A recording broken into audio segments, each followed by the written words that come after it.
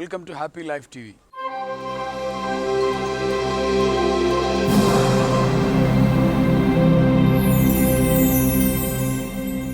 സ്വന്തം കുഞ്ഞുങ്ങളുടെ ആരോഗ്യം ആഗ്രഹിക്കാത്ത രക്ഷിതാക്കൾ ആരും തന്നെ ഉണ്ടാവുകയില്ല.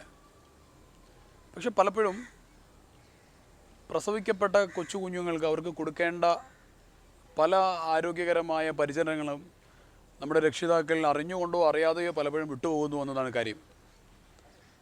ഉദാഹരണത്തിന്, പ്രസവിക്കപ്പെട്ട ഒരു ന്യൂ ബോൺ ചൈൽഡ്, പുതുതായി പ്രസവിക്കപ്പെട്ട ഒരു കുഞ്ഞ്, ആ കുഞ്ഞിനെയും കൊണ്ട് ആ കുഞ്ഞിൻ്റെ മാതാവ് പ്രസവിച്ച് കിടക്കുന്ന ആ റൂമിനുണ്ടായിരിക്കേണ്ട കുറേ പ്രത്യേകതകളുണ്ട്. പലപ്പോഴും ചില വീടുകളിലൊക്കെ നമ്മൾ ചെല്ലുന്ന സമയത്ത് കാണുന്നത്, ആ വീട്ടിൽ പലപ്പോഴും ഉപയോഗശൂന്യമായി കിടക്കുന്ന, ആളുകൾ സാധാരണ രീതിയിൽ താമസിക്കാത്ത ഏതോ ഒരു കോർണറിലുള്ള ഒരുപാട് പഴക്കമുള്ള ഒരു റൂം. ആ റൂമിലാണ് പലപ്പോഴും ഗർഭിണികളായ സ്ത്രീകളെ കിടത്തുന്നത് കണ്ടിട്ടുള്ളത്. ഒരുപക്ഷെ പഴയ കാലത്ത് നമ്മുടെയൊക്കെ നാടുകളിലുണ്ടായിരുന്ന ഒരു സാംസ്കാരികമായ അതിൻ്റെ ഒരു തുടർച്ചയായിരിക്കാം അത്.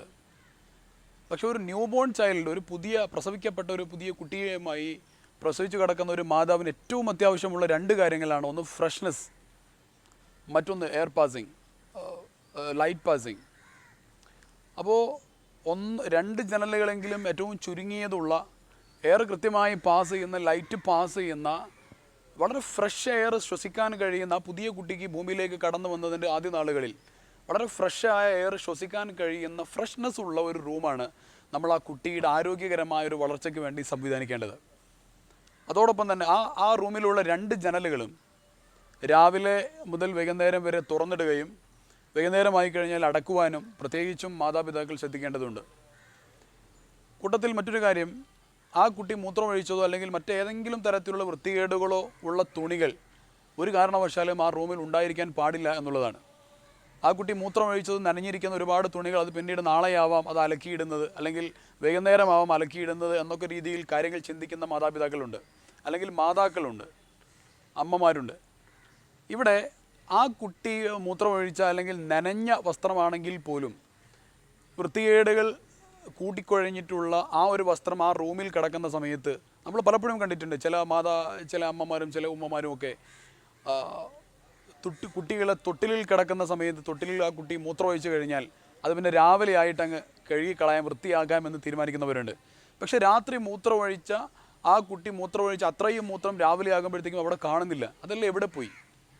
ആ മൂത്രത്തിൽ നല്ലൊരംശം അന്തരീക്ഷത്തിൽ ഇവാപ്പറേറ്റ് ചെയ്ത്, അന്തരീക്ഷത്തിൽ അത് ലയിച്ച് ചേർന്ന് ആ അന്തരീക്ഷത്തിലുള്ള വായു ശ്വസിക്കുന്ന കുട്ടിക്ക് പിൽക്കാലത്ത് വരാനുള്ള ഒരുപാട് അസുഖങ്ങളുടെ കാരണമായി ആ മൂത്രത്തിൻ്റെ അന്തരീക്ഷത്തിലുള്ള ലയനം കാരണമാകുന്നു എന്നുള്ളതാണ്.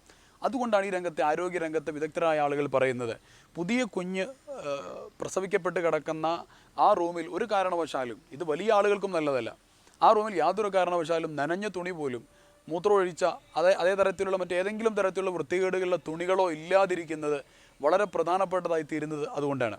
അപ്പോൾ ജനിച്ചു കിടക്കുന്ന ഒരു കുട്ടിക്ക് വളരെ കൃത്യമായ ഓപ്പൺ എയർ കിട്ടുന്ന, പ്രകാശം കിട്ടുന്ന, നല്ല വായു ശ്വസിക്കാൻ കിട്ടുന്ന, വൃത്തികേടുകളൊന്നും തന്നെ ഇല്ലാത്ത ഒരു നല്ല റൂം തിരഞ്ഞെടുത്ത് അവരുടെ ആരോഗ്യകരമായൊരു വളർച്ചയ്ക്ക് ആവശ്യമായ സംവിധാനം ഒരുക്കാൻ എല്ലാവരും ശ്രദ്ധിക്കണമെന്ന് ഓർമ്മപ്പെടുത്തിക്കൊണ്ട്, ഇതുമായി ബന്ധപ്പെട്ട കൂടുതൽ വിഷയങ്ങളുമായി അടുത്ത എപ്പിസോഡുകൾ നമുക്ക് വീണ്ടും കാണാം. Watch and subscribe happy life T V.